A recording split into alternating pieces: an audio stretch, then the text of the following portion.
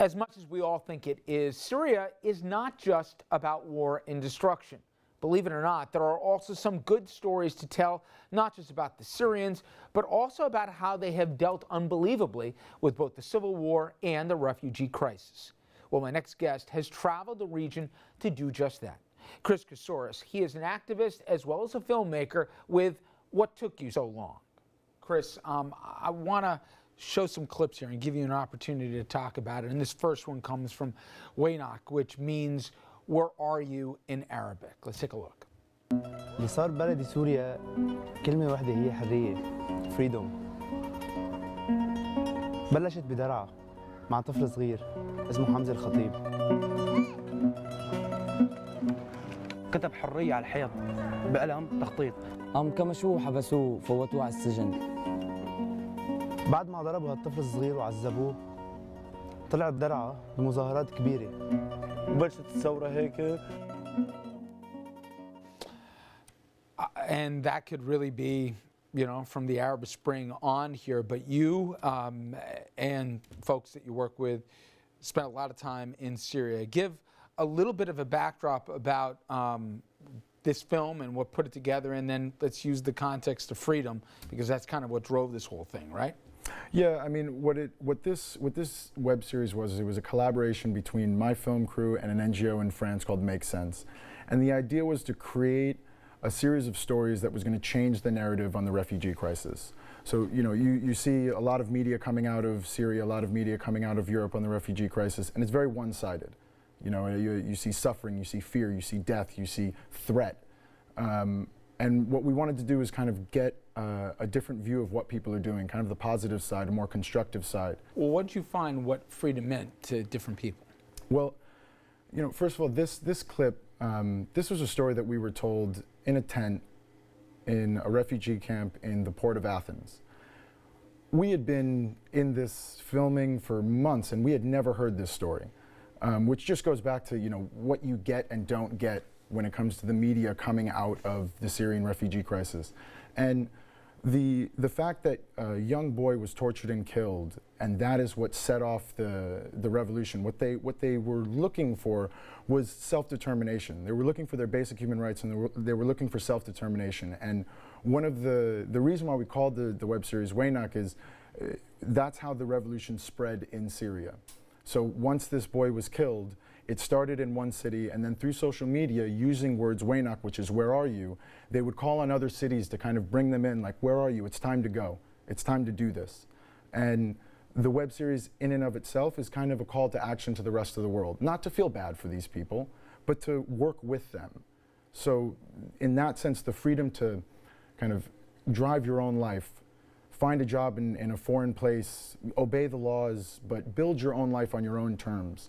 That's the freedom that we think that they were talking about. One of the things that is universal is music, albeit in all different kinds of forms here. Here's a clip about a music group called Country for Syria.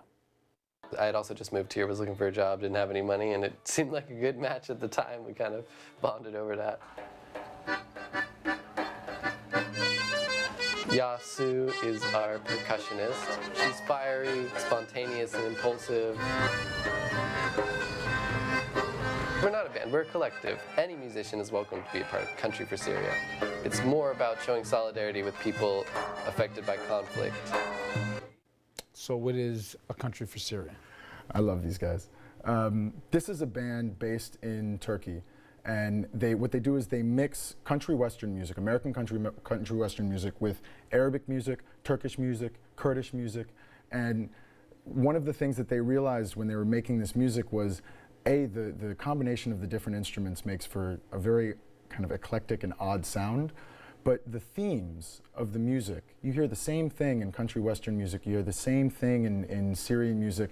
It's about love, it's about loss, it's about coming home, it's about being forced from your home, it's about being a newcomer in a new place and not having any friends. You know, a lot of the kind of similar struggles of life. And so what they did was they kind of created a movement around their band. And the idea is they're not trying to, you know, play at Madison Square Garden. They're not trying to make a bunch of money doing this. They were playing at, when we found them, they were playing at small volunteer centers in Istanbul, just to have fun. And the following that they created just from, you know, the solidarity that they showed themselves in having such an odd band of people from all over the place really took. And that's the kind of thing that we wanted to show, was that, you know, yeah, this is an unfortunate situation, but look at us. We're having a blast. We can do this. Well, we've seen some tragic pictures and some, you know, iconic moments, you know, children washing up on shores, but this is very different, and this paints a very different narrative, but also outlook on it, and I can't encourage people to do more. You should go check this out and go take a look at whattookyoussolong.org. We've got the URL right there on the screen, and we encourage people to come check it out. And just, Chris, tell them, how will this help the bigger awareness here for the people that need it? Well, so here's the thing. The web series itself, we didn't create the web series so that a far-off audience could shed a tear. That's not the point.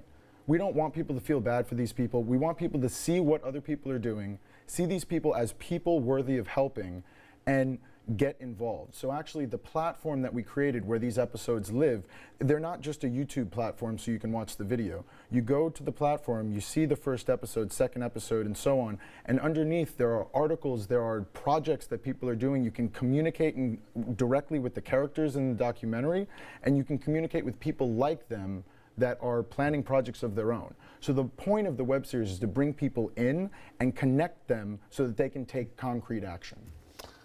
Amazing. And if you recognize the name here, Chris's dad's a regular contributor with us on Wednesday nights. We bring in our legal panel, and his mom is by far the brains of the total outfit here, doing great work with Hope's Door. Chris, though, amazing project, and I appreciate the time. Thanks a lot. Thank you very much. Up next, we will lighten things up. It is playtime. RFL goes to the Great White Way. We kick off our new theater review segment and introduce you to legendary theater critic John Simon and up-and-comer Justin Brink.